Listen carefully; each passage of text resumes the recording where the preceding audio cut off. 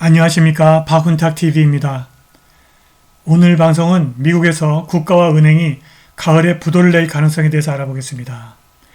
인도와 러시아가 스위프트를 대체하는 SPFS 시스템 사용에 합의했습니다.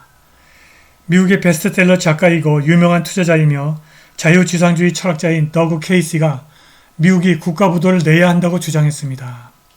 스탠퍼드 대학 교수가 수천 개의 미국 은행이 지불불능 상태에 있다고 추정했습니다.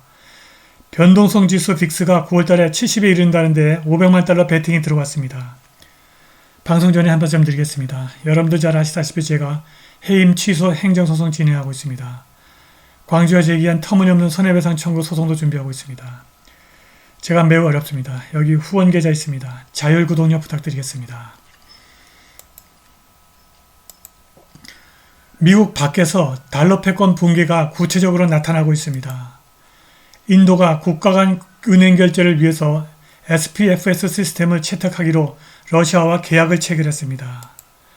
인도 나란드라 모디 정부는 국제무역결제 대금을 지불하기 위해서 러시아 은행의 금융 메시징 시스템을 채택하기로 합의했습니다. SPFS 시스템은 은행이 전 세계적으로 자금을 이체하기 위해서 사용하는 국제결제 시스템 스위프트처럼 작동하는 금융 메시징 시스템이라고 합니다. The New Indian Express 보도에 따르면 제생카르 인도 외무장관과 데니스 만투로브 러시아 부총리가 뉴델리에서 4월 18일 이 획기적인 협정에 서명했습니다. 더 와이어를 통해서 그레이트 게임 인디아는 이 계약이 또한 러시아에서 인도 루페이 카드 그리고 인도의 통합결제 인터페이스 UPI, 인도에서 러시아 MRI 카드와 빠른 결제 시스템 FPS를 허용한다고 보도했습니다. 러시아와 인도가 양국 간 국제무역 결제뿐만이 아니라 양국의 신용거래에서 달러를 완전히 배제해버린 것입니다. 베스트셀러 작가이자 세계적으로 유명한 투자자이고 자유지상주의 철학자 더그 케이시가 미국 정부가 국가 부채에 대해서 부도를 내야 한다고 말했습니다. 그의 말을 들어보겠습니다. 미국 연방정부가 1944년 이후 부채 한도를 104번이나 높였습니다. 부채 한도가 아니라 부채 목표라고 불러야 하지 않을까요? 상황은 완전히 그리고 돌이킬 수 없는 통제불능 상태입니다. 부채 한도와 부채를 줄일 수 있습니까? 성장을 늦출까요? 안 됩니다. 대부분의 미국 정부 지출이 사회보장, 의료보험, 식품 스탬프 및 기타 수많은 유형의 복지를 지불하는 데 사용되기 때문에 줄일 수가 없습니다.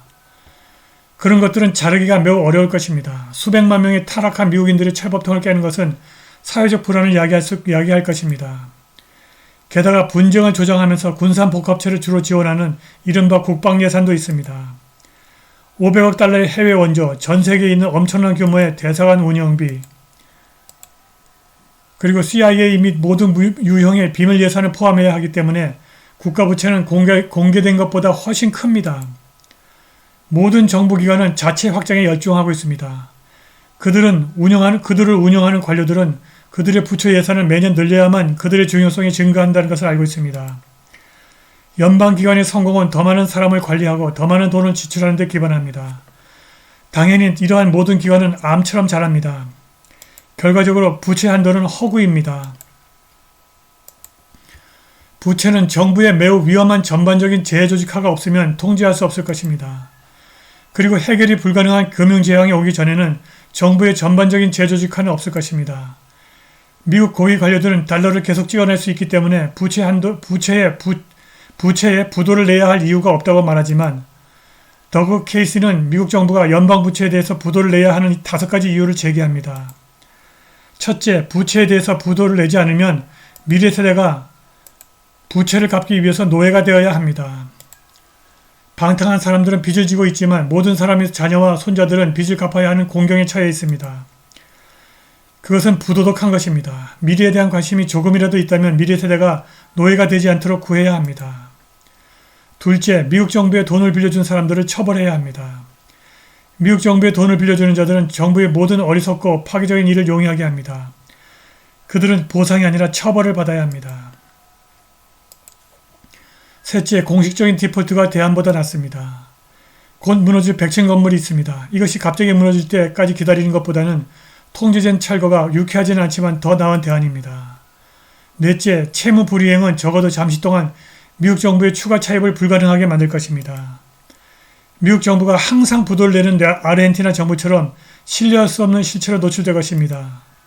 사람들은 여전히 어리석게도 더 많은 돈을 빌려주겠지만 부도는 부채의 증가 속도를 늦출 수 있습니다. 다섯 번째, 미국 경제의 탈금융화를 위해서 부채를 없애는 것이 필요합니다. 연준의 도움을 받는 정부 부채가 인플레이션의 실제 엔진입니다. 국가 부채에 대한 불이행이 건전하고 태환이 가능한 금 또는 은의 기반을 둔 상품화폐의 회복을 위한 길을 열어줄 것입니다. 상품화폐가 회복되어야 연방정부를 줄일 수 있습니다. 미국 정부의 규모는 50%, 75% 또는 95% 축소되어야 합니다.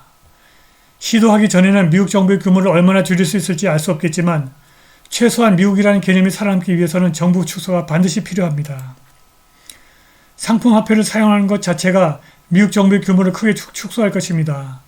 돈을 함부로 찍어낼 수 없기 때문입니다. 연방정부는 거대한 괴수이고 기생충입니다. 그것은 러시아인, 중국인, 이란인 또는 이들 모두를 합친 것보다 평균적인 미국인에게 훨씬 더 큰 위험입니다. 네, 건전한 돈과 작은 정보로 돌아가는 것은 더 즐겁고 번영하며 더 안전한 세상을 만들 것입니다. 비록 그 과정이 어떤 사람들에게는 불쾌할지라도 말입니다. 미국은 과거에 정부 부채를 완전히 청산한 적이 있습니다.